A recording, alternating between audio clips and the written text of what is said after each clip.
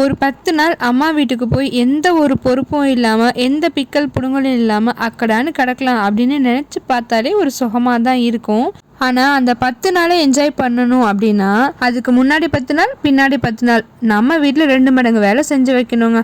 ஆமாங்க, ஊருக்கு போகிறதுன்னு முடிவு பண்ணதுமே ஹஸ்பண்ட் மாமியார் மாமனார்லாம் சாப்பாடுக்கு என்ன செய்வாங்க, அவங்களுக்கு ஏதாவது ப்ரிப்பேர் பண்ணி வச்சுட்டு வரணும். தக்காளி தொக்கு, புளிக்காய்ச்சல், மாவாட்டி வச்சுட்டு அவங்களுக்கு டிஃபனுக்கு சாப்பாட்டுக்குன்னு இந்த வேலையெல்லாம் பார்க்கணும். அது இல்லாமல் கிச்சனெல்லாம் க்ளீன் பண்ணணும், பாத்திரத்தை எல்லாத்தையும் கழுவி நீட்டாக அடுக்கி வச்சுட்டு போகணும், துணி எல்லாத்தையும் துவைச்சி ஒரு அழுக்கு கூட இல்லாமல் காய வச்சு மடித்து எடுத்து அயன் பண்ணி வச்சுட்டு போகணும். சரி, போகிறதுக்கு முன்னாடி தான் இவ்வளோ கூத்து அப்படின்னா வந்ததுக்கப்புறமே நாம் கொண்டு வந்த துணி எல்லாம் துவைக்கணும். நாம் க்ளீன் பண்ணி வச்சுட்டு போன மாதிரியே வீடு இருக்குமா? கண்டிப்பாக இருக்காது. அது எல்லாத்தையும் மறுபடியும் ஓர்ஸுக்கு கொண்டு வரதுக்கே இன்னொரு 10 நாள் ஆகுங்க. இந்த கம்பெனியில் மட்டும் 10 நாள் லீவ் போட்டோன்னா அடுத்த 20 நாளைக்கு ஓவர் டைமில் டியூட்டி பார்க்கணுங்க.